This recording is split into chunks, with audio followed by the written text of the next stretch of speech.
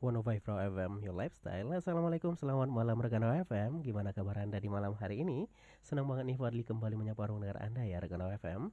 Tepatnya di 10 Mei 2023 di hari Rabu ya rekan FM ya. Seperti biasa, kita ada talk show bersama dosen UIN Syahada Padang Sidimpuan. Nah rekan FM, di malam hari ini buat rekan FM yang mau bergabung berpartisipasi bersama kita untuk bertanya langsung aja di SMS ataupun di chat WhatsApp ya di nomor 082299996105. Dan alhamdulillah nih rekan FM sudah berhadir di studio kita narasumber kita dari dosen UIN Syahada Padang Sidimpuan yang kebetulan tiga-tiganya ganteng nih rekan FM ya. Jadi ya langsung aja nih Fadli sapa untuk narasumber kita yang pertama ya. Ada dari Pak Nanda ya. Iya, Gimana kabarnya Bapak? alhamdulillah sehat. Iya, alhamdulillah. Jadi Pak Nanda ini boleh diceritakan dong Pak backgroundnya biar lebih ingat rekan FM kita. Oh iya, boleh. Ya, nama saya itu Ananda Anugrah Nasution, SMSI. Saya itu dosen dari jurusan accounting akuntansi. Basic saya juga akuntansi. Begitu S1 S2 saya juga linear akuntansi. Jadi makanya malam ini kita mau membahas tentang sedikit accounting atau akuntansi. Iya. Kemudian di sampingnya ada nih Bang dengan Bapak Nando ya. Langsung aja kita sapa nih. Gimana kabarnya Bang? Bang atau Bapak nih ya? Abang saja kan ya? Oke nih kan udah biasa gitu ya Bang ya. Iya. Oke. Alhamdulillah kabar saya baik. Iya. Jadi boleh diceritakan sedikit backgroundnya Bang? Perkenalkan background saya, nama saya dulu ya. Nama Iya. saya Nando Farijal ME. Saya dosen di UIN Syahada Padang Sidimpuan pada program studi manajemen perbankan syariah. Namun konsentrasi saya itu adalah manajemen keuangan dan perbankan syariah. Sehingga akuntansi yang kita bahas malam ini adalah berkaitan dengan akuntansi lingkungan. Oke, itu dia ya ada Bang Nando rekan FM ya. Dan kemudian yang ketiga ada dengan Bapak Fauzan atau Abang Fauzan nih. Ya, Bang Fauzan saja masih muda kok. Oke, masih muda gitu ya. Yang paling muda di antara ketiganya nih rekan Iya, FM ya. betul. Termasuk antara Fadli juga. Ayo Bang, gimana kabarnya Bang? Alhamdulillah sehat. Iya, alhamdulillah. Alhamdulillah. Dan untuk backgroundnya sendiri bagaimana nih Bang? Ya, kami bertiga ini merupakan dosen yang ada di Fakultas Ekonomi dan Bisnis Islam UIN Syahada Padang Sidimpuan. Mungkin tadi teman saya sudah menyampaikan backgroundnya masing-masing. Ada Bang Nanda, ada Bang Nando. Untuk saya sendiri, saya S1-nya itu berasal dari Prodi Ekonomi Islam. Untuk S2-nya juga berdasarkan dari Prodi Ekonomi Islam IAIN Sumatera Utara.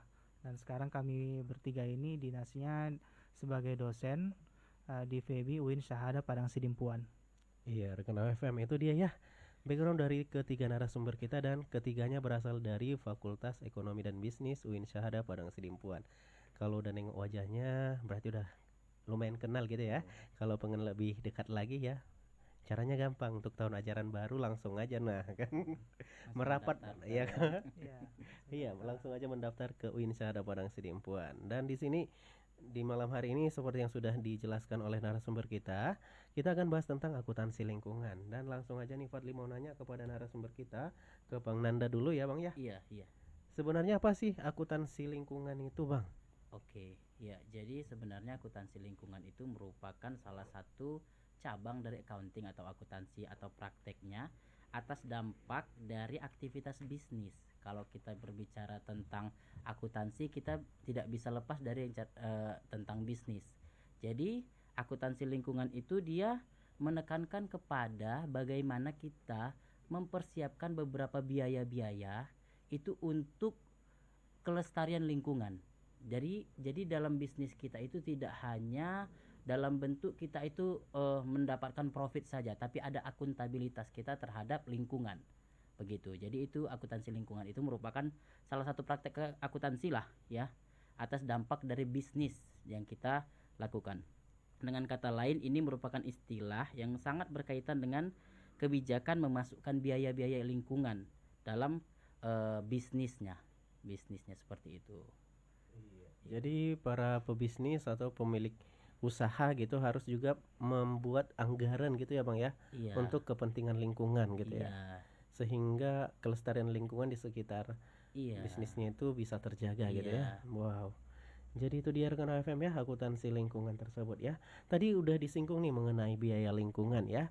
Langsung aja nih, terkait dengan biaya lingkungan itu kalau boleh tahu apa sih itu biaya lingkungan dari Bang Faujan gitu. Oh, oke. Terkait dengan biaya lingkungan itu merupakan biaya-biaya ya yang terjadi karena kualitas lingkungan yang buruk atau karena kualitas lingkungan yang buruk mungkin terjadi.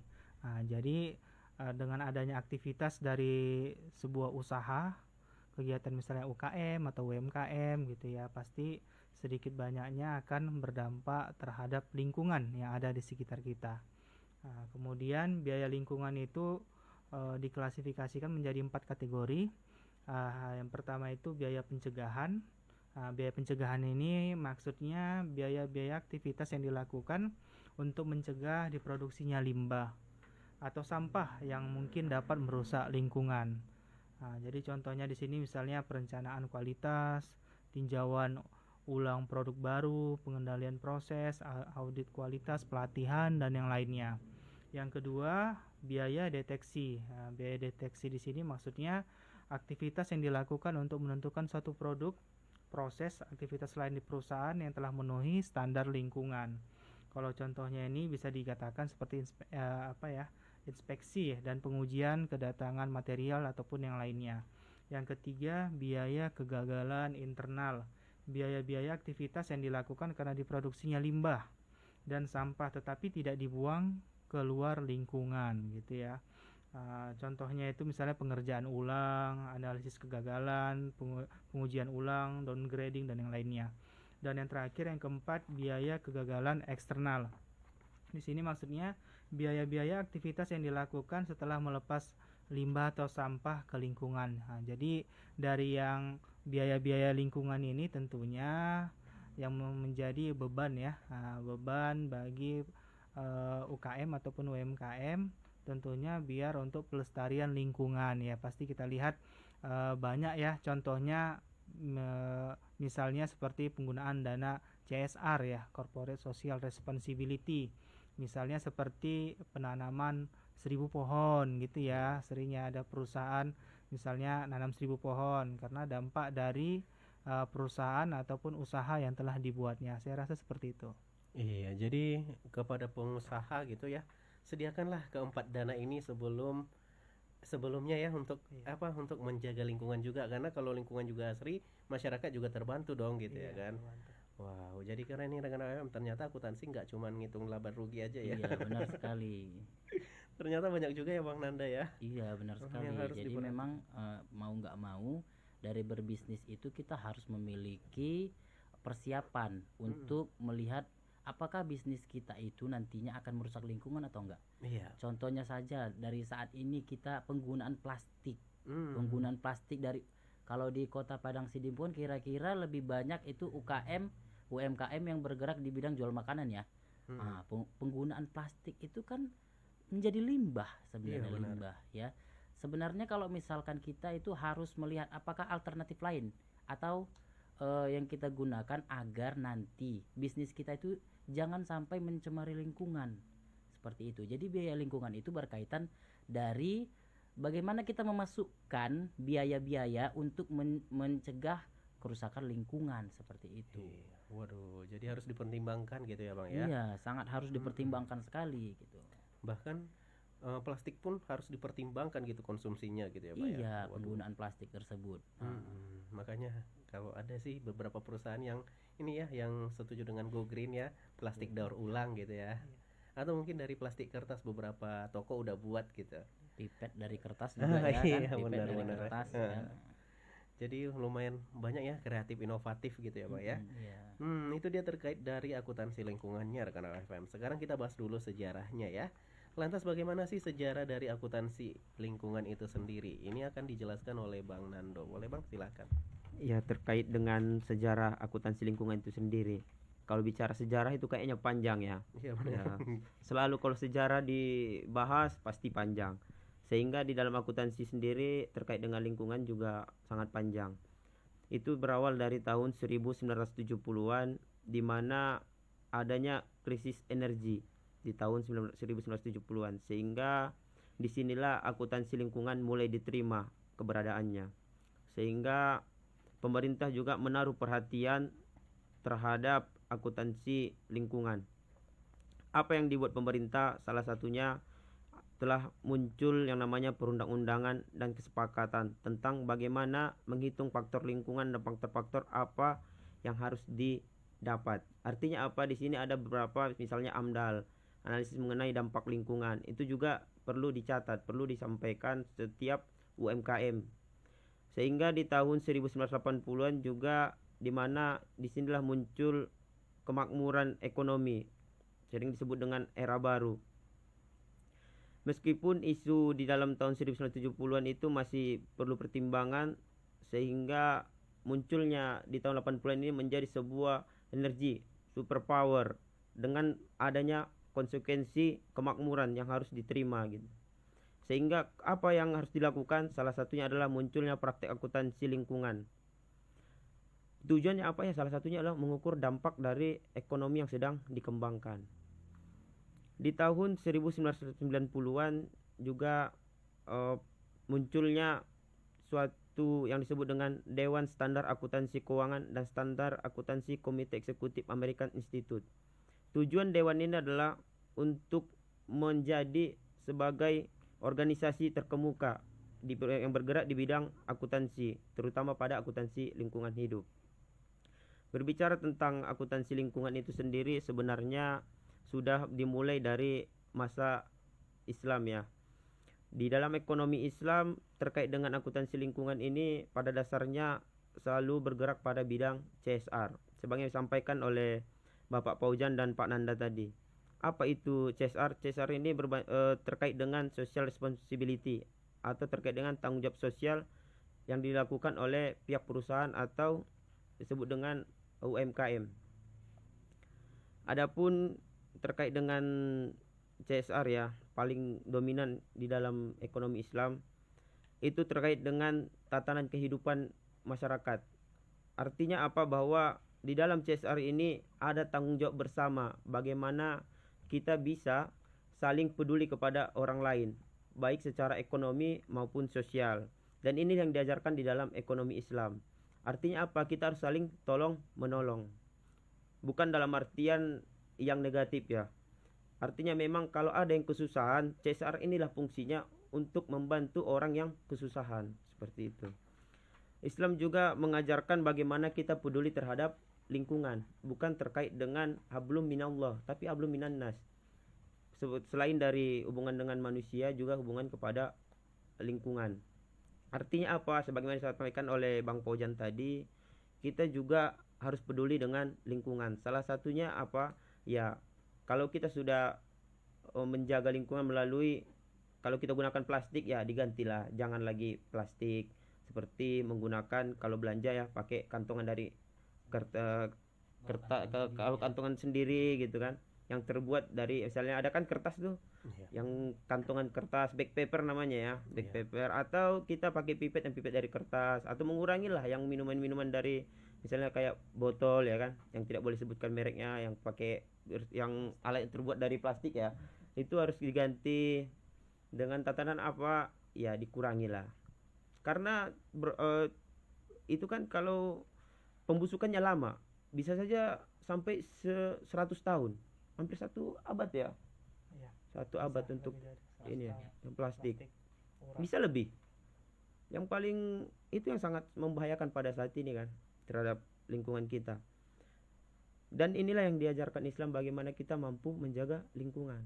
Artinya apa? Kita sudah bersahabat dengan lingkungan. Kalau kita mampu menjaga lingkungan dalam Islam, bahwa kita bisa menciptakan generasi selanjutnya itu mampu bertahan. Artinya kita sama-sama menjaga terhadap lingkungan. Tujuannya apa ya? Dari hal ini adalah untuk generasi selanjutnya. Di dalam kegiatan ekonomi ini juga terkait dengan sejarah UMKM ya, bahwa dengan adanya akuntansi lingkungan, maka orang berbisnis atau perusahaan maupun UMKM tujuannya tidak hanya semata-mata mendapatkan profit oriented, tetapi juga terkait dengan tujuan dalam sosial. Semata-mata memang bukan tujuannya keuntungan, profit, tetapi dibanding pada itu, jauh daripada itu, salah satunya adalah menjaga lingkungan. Oke, sampai di situ mungkin sejarahnya, Bang Iya. Fadli. Ternyata awal dasarnya ada CSR ini ya karena salah satu basicnya adalah karena agama kita juga ngajarkan kita untuk bersih dan menyangga sosial gitu ya Bang ya. Dan Iya. memang betul sih ya kan, kalau misalnya ada perusahaan yang buang limbah sembarangan, kita juga kesel sebagai penduduk di kampung yang sama gitu ya kan. Apalagi limbahnya nggak dikelola, langsung mentah-mentah Iyalah. dibuang ke sungai atau ke sekitar lingkungan kita gitu, pasti wah aromanya gitu ya Iya. kan, pasti buat emosi juga sih kadang-kadang ya rekan FM ya. Dan itu dia yang harus ditahu oleh calon pengusaha ataupun pengusaha-pengusaha lainnya nih, untuk lebih aktif lagi, lebih peduli lagi terhadap lingkungan. Karena apa? Karena kalau menjaga hubungan sosial ya udah, jangan usik kepentingan orang lain. Nanti di sungai itu ada orang yang lagi nyuci, tiba-tiba limbahnya jatuh situ ya. Iya. Jadi sungainya nggak bisa dipakai untuk nyuci lagi dong, udah nggak bisa Betul. dipakai untuk mandi lagi ya. Apalagi sekarang juga ya Bang ya, sungai-sungai di Padang Sidimpuan mulai keruh gitu ya kan. Udah kayak di Medan tuh, udah hitam gitu ya. Ya, untuk itu mari rekan FM ya, peduli lingkungan gitu ya. Kemudian itu terkait dari sejarahnya ya rekan FM ya. Kita break dulu sejenak nih rekan FM ya, karena setelah ini kita bakal bahas hal penting lainnya. Jadi jangan kemana-mana, stay tune terus di 105 Raw FM, your lifestyle. 105 Raw FM, your lifestyle. Ya rekan FM, kita tadi udah bahas tentang beberapa pengertian dan juga sejarah dari akuntansi lingkungan. Sekarang ini Fadli paling penasaran nih, kok dari tadi ngomongin akuntansi lingkungan, apa sih sebenarnya tujuan dari akuntansi lingkungan ini? Boleh dijelasin oleh Bang Fauzan ya, Pak? Baik. Tujuan dari akuntansi lingkungan ini yang pertama itu mendorong pertanggungjawaban bisnis dan meningkatkan transparansi lingkungan. Nah, jadi tujuan pertama ini kita lihat bahwa seorang pengusaha itu dia harus bertanggung jawab gitu terhadap lingkungan yang ada di sekitarnya. Yang kedua, membangun bisnis dalam menetapkan strategi untuk menanggapi isu lingkungan hidup dalam konteks hubungan bisnis dengan masyarakat dan terlebih dengan kelompok-kelompok penggiat ataupun penekan terkait isu lingkungan. Nah, jadi di sini juga para pengusaha juga diharapkan dapat memiliki hubungan yang baik ya, hubungan yang baik dengan para aktivis-aktivis lingkungan biar lingkungan itu dapat lebih baik lagi. Yang ketiga, memberikan citra yang lebih positif sehingga bisnis dapat memperoleh dana dari kelompok dan individu hijau seiring dengan tuntutan etis dari investor yang semakin meningkat. Yang keempat, mendorong konsumen untuk membeli produk hijau dan dengan demikian membuat bisnis memiliki keunggulan pemasaran yang lebih kompetitif dibandingkan bisnis yang tidak melakukan pengungkapan. Yang kelima, menunjukkan komitmen bisnis terhadap usaha perbaikan lingkungan hidup. Yang keenam, mencegah opini negatif publik, mengingat perusahaan yang berusaha pada area yang beresiko tidak ramah lingkungan pada umumnya akan menerima tentangan dari masyarakat. Dari ada keenam tujuan ini dapat kita lihat bahwa berkaitan dengan akuntansi lingkungan ini merupakan suatu keharusan ya. Nah, satu sisi sebagai pertanggungjawaban perusahaan terhadap masyarakat dan lingkungan, dan juga sebagai pertanggungjawaban perusahaan terhadap para investor.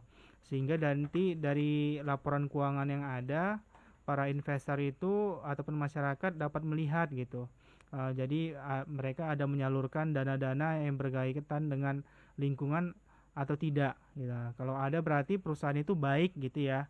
Berarti mereka care ataupun peduli gitu terhadap lingkungan sekitar. Saya rasa seperti itu. Wow, jadi daripada ternyata keuntungannya nggak berupa finansial aja gitu ya Bang ya. Ya. Jadi bisa juga nih dengan menanamkan kepercayaan kepada masyarakat, masyarakat juga akan lebih care terhadap usaha kita itu gitu ya. Iya. Karena kita juga care terhadap lingkungan masyarakatnya iya. gitu ya. Waduh, jadi tujuannya udah jelas banget nih ya rekan FM ya. Jadi buat rekan FM yang berniat untuk membuat usaha kecil mikro menengah, boleh nih UMKM gitu ya kan.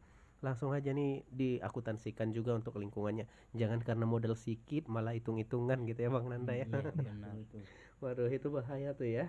Jadi tadi udah disinggung sebisa mungkin dan harus gitu ya kan, pengusaha juga atau pebisnis harus memiliki atau harus membuat akuntansi lingkungan ini dalam program usahanya dia, ya kan? Lantas adakah bank yang mewajibkan si pebisnis ini harus ini, ya kan, melakukan akuntansi lingkungan gitu? Oke, kalau misalkan secara aturan hukum ya, akuntansi lingkungan khusus untuk UKM di Indonesia itu belum ada sebenarnya. Tapi kalau penerapan akuntansi lingkungan pada perusahaan swasta itu malah sudah diatur. Ya, perusahaan swasta itu malah lebih kejam kadang-kadang kan. Itu dari PP nomor 47 tahun 2012. Ya. Kemudian dalam undang-undang itu juga ada nanti tentang undang-undang nomor 23 tahun 97 tentang pengelolaan lingkungan hidup. Ini mengatur tentang kewajiban setiap orang yang berusaha atau berkegiatan untuk menjaga, mengelola dan memberikan informasi yang benar dan akurat mengenai lingkungan hidupnya. Kemudian Undang-Undang nomor 25 tahun 2007 tentang penanaman modal. Kemudian kalau spesifiknya dari akuntansi, mungkin kalau UMKM itu kan dibagi dia ya. Ada istilah dalam accounting itu ada EMKM, entitas mikro kecil menengah. Itu memang kalau di akuntansi itu ada namanya SAK, standar akuntansi keuangan. Jadi kalau UMKM secara khususnya itu belum ada memang aturannya. Tetapi kalau untuk perusahaan-perusahaan yang udah lumayan besar itu harus ada pengungkapannya tentang akuntansi lingkungannya. Nanti ujung-ujungnya kepada green accounting, carbon accounting, ada lagi ada jenis-jenisnya lagi dia. Kalau misalkan untuk PSAK-nya untuk perusahaan yang besar itu nomor 33 revisi tahun 2011. PSAK itu pernyataan standar akuntansi keuangan. Seperti itu. Jadi memang untuk UMKM ini memang harus kita sadar sendiri gitu. Bahwa memang kalau bukan kita siapa lagi? Gitu sih. Ya kan, kalau bukan kita yang memulai untuk melestarikan lingkungan, siapa lagi gitu. Memang aturan khususnya ini belum ada spesifik untuk UMKM, tapi kalau untuk beberapa perusahaan besar itu sudah ada seperti itu. Iya, jadi kalau untuk perusahaan besar, untuk apalagi yang swasta sudah ada peraturan yang mengikat Iya, gitu ya Bang ya. benar. Sedangkan untuk UMKM masih ayo dong sadar gitu ya kan. Iya. Masa lingkungan sendiri dirusak gitu ya kan Bang ya. Waduh, keren nih rekan FM. Apalagi nih misalnya masuk logika sih ya kan Bang. Soalnya kalau misalnya di suatu daerah ada usaha kecil atau menengah gitu kan, dia buang sampah plastik sembarangan. Kebetulan tempat dia usaha ini di pinggir sungai gitu. Iya. Jadi plastiknya tertimbun tanah, pembusukan gitu kan, plastiknya nggak busuk, yang daun-daun busuk, hujan longsor gitu, yang rusak Iya, bangunan dia sendiri rusak. gitu ya kan. Waduh, jadi rekan FM untuk pengusaha-pengusaha yuk lebih sadar lingkungan, apalagi sekarang udah ini ya, masalah yang paling marak itu masalah lingkungan salah Iya. satunya. Itu dia dari segi peraturan yang mewajibkan pebisnis melakukan akuntansi lingkungan ya rekan FM ya. Dan dari segi urgensi untuk akuntansi lingkungan sendiri untuk UMKM maupun UKM itu bagaimana Bang? Ya Bang Fadli, terkait dengan urgensi akuntansi lingkungan itu sendiri ya untuk UMKM. Pertama saya jelaskan sedikit ya tentang UMKM. UMKM ini kan usaha mikro, kecil dan menengah. Apa sih sebenarnya UMKM itu? Terkait dengan UMKM berarti usaha mikro. Usaha mikro itu adalah usaha produktif milik perseorangan dan atau badan usaha perseorangan yang memenuhi kriteria, yang dimana asetnya itu di bawah 50 juta. Omsetnya kurang lebih ya untuk hasil penjualannya untuk tahunan kurang dari 300 juta rupiah. Namun kalau untuk usaha kecil itu lebih kepada usaha ekonomi produktif yang berdiri sendiri, baik yang dilakukan perseorangan ataupun badan usaha yang bukan merupakan anak perusahaan atau bukan cabang perusahaan yang dimiliki, dikuasai, atau menjadi bagian baik langsung maupun tidak langsung dari usaha menengah atau usaha besar yang memenuhi kriteria di mana asetnya lebih besar dari 50 juta dan di bawah dari 500 juta. Namun kalau bicara tentang omsetnya termasuk ya itu bisa sampai paling banyak 500 juta. Kalau terkait dengan untuk usaha menengah, kalau pengertian usaha menengah ini adalah usaha ekonomi produktif yang berdiri sendiri, hampir sama ya dengan usaha kecil. Namun yang membedakannya adalah terkait dengan aset. Kalau asetnya itu harus di atas 500 juta, bisa sampai ya 10 miliar. Itu untuk omsetnya paling banyak ya sampai 10 miliar. atau paling minim itu sebesar 500 juta. Kembali kepada urgensi, ya dari tadi kita membahas tentang akuntansi lingkungan. Berapa penting sih akuntansi lingkungan ini bagi UMKM?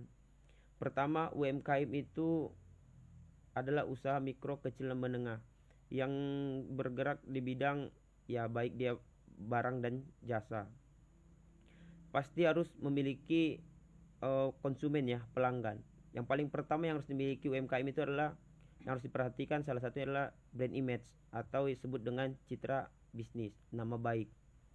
Karena kenapa harus memperhatikan atau memperbaiki citra bisnis? Karena pelanggan pada hari ini itu adalah pelanggan yang sudah pintar. Artinya mereka melihat bahwa usaha tersebut atau PT yang menjual produk, barang atau jasa adalah memang betul-betul perusahaan yang tidak memiliki dampak terhadap lingkungan. Artinya memang seperti ya, kalaulah memang perusahaan tersebut memiliki dampak yang sangat besar, pasti masyarakat selalu memikirkan tidak usahlah belanja ke sana karena dia merusak lingkungan atau terlalu besar limbahnya. Artinya bahwa hari ini banyak perusahaan itu yang betul-betul memperhatikan, dan itu yang paling penting pada saat ini. Perusahaan harus memperhatikan citra bisnisnya. Artinya apa? Ini untuk kelangsungan dari konsumen tadi. Seperti yang terjadi akhir-akhir ini ya, mungkin sekitar 2 minggu yang lalu, itu kan ada kita terjadi banjir. Bisa saja kebanjiran ini disebabkan oleh meluapnya sungai, yang disebabkan telah banyaknya sampah di sungai sehingga membentuk bendungan di Julu ya, kalau bahasa kita di sini Julu, atau di muara, di awal air ya, pangkal air. Sehingga itu yang harus diperhatikan oleh beberapa perusahaan. Yang kedua, apa urgensinya? Ya tentu mengurangi biaya operasional. Artinya apa? Aturan biaya tadi untuk memperbaiki lingkungan dikeluarkan, tapi bisa digunakan kepada hal yang lain. Misalnya membuat limbah menjadi barang yang berguna. Misalnya kayak PT sawit ya, misalnya PT sawit ya, itu kan punya limbah nih. Bisa saja dari limbah sawit tadi dibuatkan jadi pupuk atau dibuat jadi gas, seperti itu. Artinya memang bernilai produktif terhadap beberapa keuntungan untuk perusahaan tersebut, seperti itu. Yang kedua, memenuhi persyaratan peraturan. Tentulah ya, saat ini negara kita menganjurkan kita, salah satu adalah tidak boleh menebang hutan atau membakar hutan. Artinya apa? Memang menjaga lingkungan itu sangat penting. Tujuannya apa ya? Salah satunya itulah aturan yang dibuat pemerintah agar tidak memiliki dampak yang sangat besar. Salah satunya untuk ya, kalau dulu disebut dengan global warming ya. Yang selanjutnya, artinya memang urgensi adalah untuk kelanjutan bisnis tersebut. Kalaulah mampu perusahaan tadi menjaga nama baiknya, menjaga lingkungannya, artinya perusahaan itu akan menjadikan sebuah perusahaan yang akan besar. Dengan ini maka perusahaan tersebut akan perusahaannya akan mendapatkan keuntungan yang besar dengan keberlangsungan dari perusahaan tersebut. Itu sepertinya urgensinya. Artinya memang saran saya di urgensi ini, bisnis-bisnis terutama UMKM itu harus memperhatikan terutama terhadap dengan limbah, yaitu masalah plastik dan lain-lain. Iya. Begitu ya Bang Padli. Wow, jadi urgensinya itu ya rekan OFM ya, urgensi dari pentingnya akuntansi lingkungan terhadap UMKM ya. Jadi benar juga sih ya Bang ya, karena sebagian orang juga jangankan sebagian, Fadli juga kadang berpikiran tuh kan, misalnya peternakan gitu kan, itu kan banyak menghasilkan limbah gitu kan, peternakan sapi, peternakan kambing, ayam gitu. Kenapa limbahnya ini nggak diolah aja gitu ya kan, jadi biogas.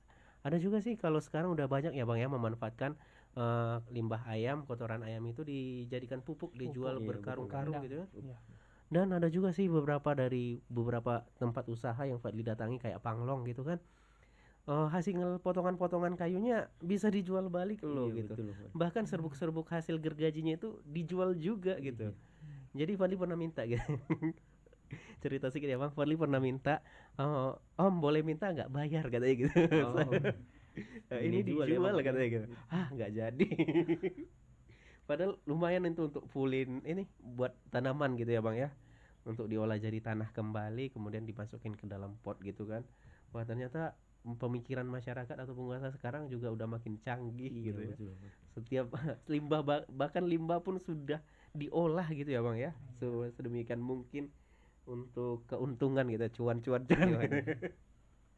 Oke deh, itu dia rekan FM tentang urgensi akuntansi lingkungan untuk UMKM ataupun UKM. Jadi buat rekan FM yang punya usaha, mau dia mikro, kecil, menengah, ayo lebih peduli lagi terhadap lingkungan karena baik dan positif untuk perusahaan Anda sendiri juga. Dan di sini ada pertanyaan nih Bang. Tadi kita membahas tentang hal-hal yang menarik tentang dari akuntansi lingkungan ini ya kan.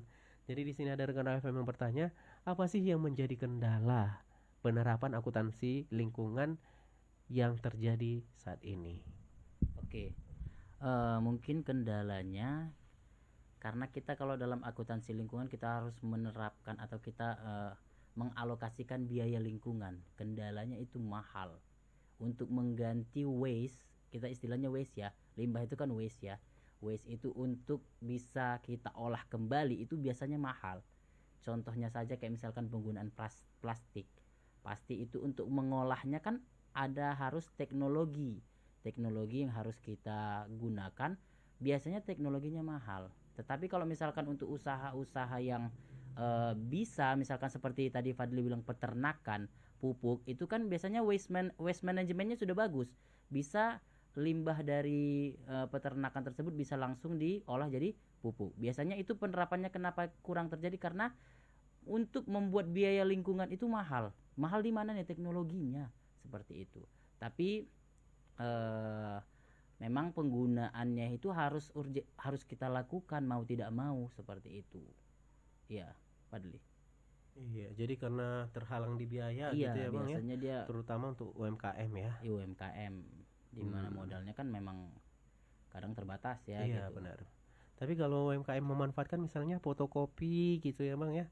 Ya yang kertas rusak dikumpul aja gitu. Kayaknya perlu deh dibuat gitu. Iya, Jadi perlu. pengepul aja ya kan. Dan nanti kita jualkan juga gitu.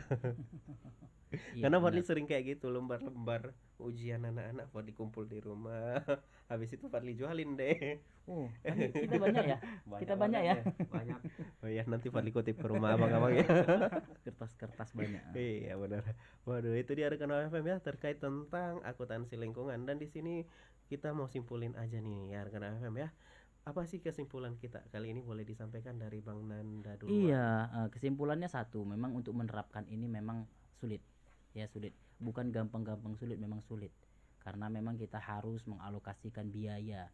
Biayanya itu biasanya kalau waste management istilahnya ya, manajemen limbah itu pasti akan mahal dari segi teknologinya.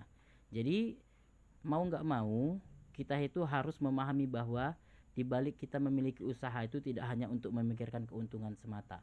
Kalau misalkan di istilahnya triple bottom line ya, people, profit, planet. Bisnis itu harus ada kontribusinya ke people, masyarakat. Profit pasti, bisnis kita membangun bisnis pasti ingin mendapatkan profit. Yang terakhir itu adalah planet. Jadi bagaimana bisnis kita itu tidak merusak lingkungan. Bagaimana bisnis kita itu tidak merusak lingkungan. Kemudian kita harus paham juga, kita berbisnis kita punya akuntabilitas, tanggung jawab.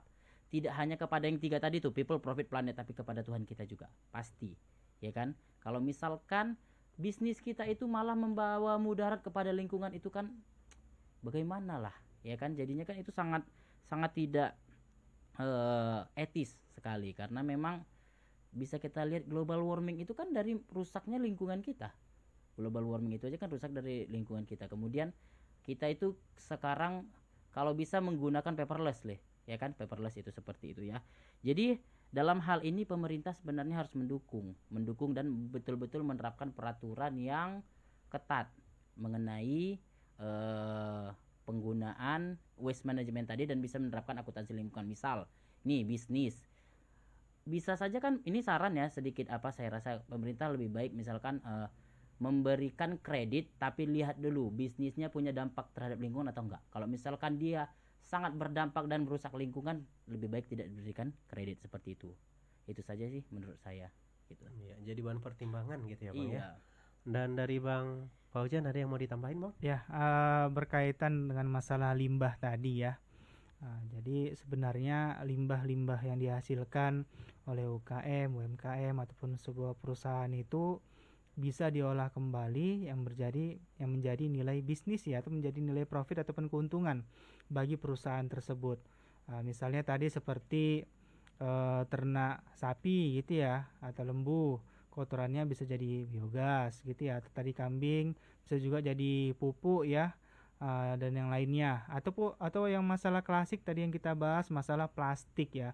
Setahu saya kalau berkaitan dengan masalah plastik ini ada teknologi yang bisa mengubah menjadi bahan bakar ya.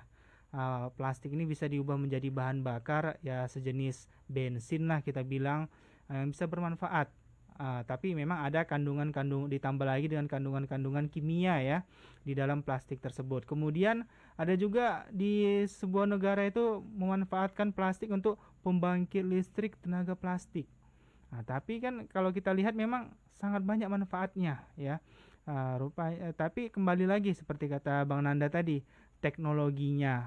Jadi harapan kami juga pemerintah juga bisa memiliki teknologi sendiri, ataupun misalnya kita belum sanggup ya membeli teknologi tersebut gitu dari luar negeri, biar misalnya masalah sampah plastik ini bisa kita kelola dan bisa bermanfaat kembali untuk kita semua. Karena kalau memang limbah ini tidak bisa kita bilang ya, tidak bisa disesuaikan ataupun tidak bisa dikendalikan, nanti akan berdampak kepada kita juga. Bisa terjadi banjir tadi ya, longsor dan yang lainnya ya, bencana alam yang lainnya kembali lagi ke kita semua. Makanya dari kami diharapkan kepada pelaku usaha agar lebih memperhatikan usaha yang dibuatnya terhadap lingkungan yang ada di sekitarnya. Saya rasa seperti itu. Iya, itu dia rekan FM ya. Dari Bang Fauzannya ya, memang betul juga nih rekan FM ya. Memang betul sih. Karena pembisnis harus peduli lingkungan, jangan ngambil untungnya doang gitu ya kan. Dari Bang Nando gimana Bang? Ada yang mau ditambahi Bang? Ya, Bang Fadli, saya hanya menambahi sedikit. Dari Bang Fauzan dan Bang Nanda kayaknya ada yang perlu ditekankan kembali nih. Yang ingin saya tekankan bahwa salah satunya kita jangan pernah merasa bahwa kita sudah biasa dengan hal-hal yang salah, tapi kita biasakanlah dengan hal-hal yang di luar dari kebiasaan, tapi itu benar. Misalnya ya dikurangilah menggunakan sampah-sampah yang menghasilkan limbah plastik, itu dikurangi. Atau belajarlah kita membuat sebuah acara-acara festival kecil, misalnya lomba kreativitas kita adakanlah, atau bekerjasama dengan pihak-pihak terkait untuk bagaimana mengolah plastik itu menjadi barang jadi. Itu sebagaimana yang dulu pernah dibuat di negara Jepang ya, mengubah plastik menjadi tas. Pernah Bang Pak lihat? Iya, Ya ada kan, mengubah atau membuat barang bekas menjadi barang bernilai jual, misalnya dekor. Dia kan dari misalnya kayak bakal baju ya, dibuat jadi mainan misalnya seperti itu, atau dari mancis dibuat jadi kreasi yang seperti Vespa miniatur seperti itu. Artinya apa? Bahwa kita harus mulai dari diri kita sendiri, baru kita sebar kepada lingkungan. Jadi itulah kesimpulan dari saya. Oke Bang Fadli. Iya, jadi itu dia rekan FM ya. Lebih pedulilah terhadap lingkungan, dan jangan lupa nih rekan FM, cintai produk-produk dalam negeri tentunya ya. Itu yang paling penting loh. Jadi jangan selalu nih memperkaya pihak asing ya. Beli di toko-toko yang memang ada di lingkungan kita ya. Ngapain juga kalau memang nggak ada lagi di tempat lain, ya udah baru pergi ke tempat lain. Jangan di skip yang di dekat kita. Karena apa? Kalau bukan kita yang bantu saudara kita, siapa lagi gitu. Iya. Iya, jadi rekan FM karena waktu sudah mendekati formasi pukul 21, itu artinya kita harus pamit undur diri dari ruang dengar Anda ya. Dan sebelumnya Fadli juga memohon maaf apabila ada kesalahan yang mungkin tidak disengaja baik dari perkataan ya rekan FM ya. Akhir kata dari kita, wassalamualaikum warahmatullahi wabarakatuh. Waalaikumsalam.